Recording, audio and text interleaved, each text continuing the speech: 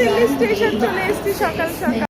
Last যে ব্লগটা তোমাদের সঙ্গে শেয়ার করেছিলাম তাতে তো বলেইছিলাম যে সমস্ত প্যাকিং রাতের বেলাতেই সেরে রেখেছি, কারণ পরদিন আমাদের অনেক ভোরের ট্রেন। আর দেখছো তো তখনও ভোরের আলো ফোটেনি। আসলে আমরা প্রায় 5টা নাগাদ স্টেশনে পৌঁছে গেছিলাম। নিউ দিল্লি স্টেশন থেকে আমাদের নিউ দিল্লি থেকেই ট্রেনটা ছিল। আসলে ভোরবেলার দিকে ট্রেন হলে না আমরা খুব একটা ওলা উবেরের ওপর ভরসাটা করতে পারি না, যেহেতু আমাদের বাড়ি থেকে নিউ দিল্লির ডিস্টেন্সটা প্রায় 12-13 কিলোমিটার মতো। তাই অর্ণব আগে থেকেই একটা প্রাইভেট গাড়ি বুক করে রেখেছিল, সেইখান থেকেই আমরা গাড়িতে চেপে চলে এসেছিলাম নিউ দিল্লি স্টেশনে।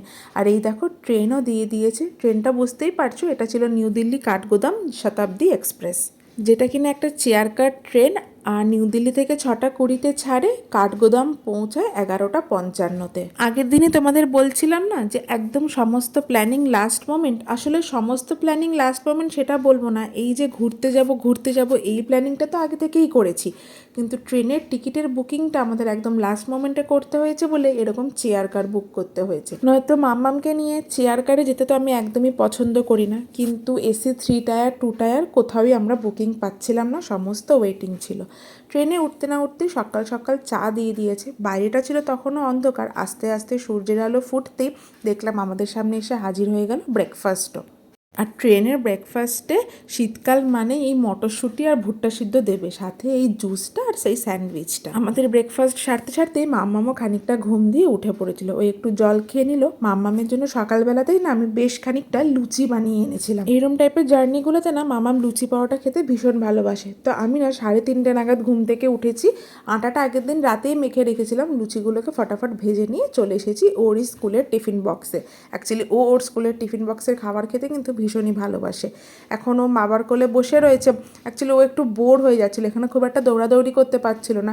সেই সব দিক ট্রেনটা বেশ খানিকটা যেতে দেখলাম বেশ সিটগুলো ফাঁকা হতে থাকলো, তখন ও ওর নিজের একটা সিট পেলো আর সেখানে বসেই যাচ্ছে। ট্রেনের জার্নিটা যে খুব একটা খারাপ লেগেছে বলবো না, তবে আর্লি মর্নিং ট্রেনে না আমার না একটু কষ্ট হয়, মানে আমার কামড়টা অসুবিধা মতো হতে থাকে, অস্বস্তি হতে থাকে। তার উপর যদি সেটা শীতকাল হয় তাহলে তো আর কোনো কথাই নেই। আর আমরা যে জায়গাটার ওপর দিয়ে যাচ্ছি লালকুয়া জাংশন, এখান থেকে জিম কর্বেট ন্যাশনাল পার্ক মাত্র 50 কিলোমিটার। अपने गंतव्य स्टेशन काठगोदाम पहुंचने वाले हैं। অ্যানাউন্সমেন্ট তো শুনতেই পেলে যে আমরা কাঠগোদাম ঢুকছি। আর আশপাশের যা সিনিক বিউটি হতে আরম্ভ করেছিল তাতে বুঝতেই পারছিলাম যে হ্যাঁ, কাঠগোদাম স্টেশনটা ক্রমশ কাছে আসছে। লালকুয়া জাংশনের পর আসে হলদওয়ানি বলে একটা স্টপেজ।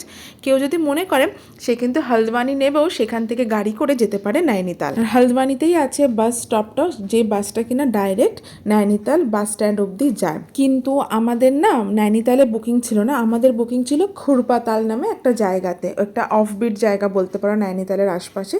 মানে খুরপাতাল থেকে নৈনিতাল প্রায় 10 কিলোমিটার মতো। তাই জন্য আমরা কাঠগোদাম স্টেশনটা বেছে নিয়েছিলাম, যেখান থেকে ট্যাক্সির অ্যাভেলেবিলিটি অনেক বেশি। তো এখানে স্টেশনে নেমে গেছি। বিশ্বাস করো স্টেশনটা এত সুন্দর, আমার একবার খালি মনে হচ্ছিলো যে কেন আমাদের নিউ দিল্লি স্টেশনটা অথবা এই যে আমাদের হাওড়া শিয়ালদা স্টেশনটা এত সুন্দর না।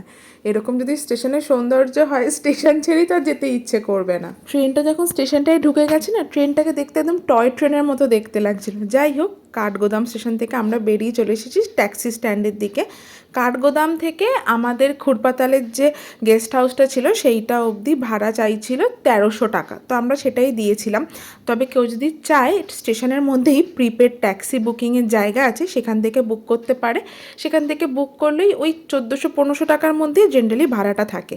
আর দেখো পার্কিং থেকে অবধি এত সুন্দর একটা সিনিক ভিউ আমরা দেখতে পাচ্ছিলাম। দিল্লির মতো এখানে ওই সমস্যাটা নেই যে পিছনের ডিকিতে সামান রাখা যাবে না। তো যাই হোক, এখানে পিছনের ডিকিতে আমরা আমাদের ট্রলিটা চাপিয়ে দিয়েছি।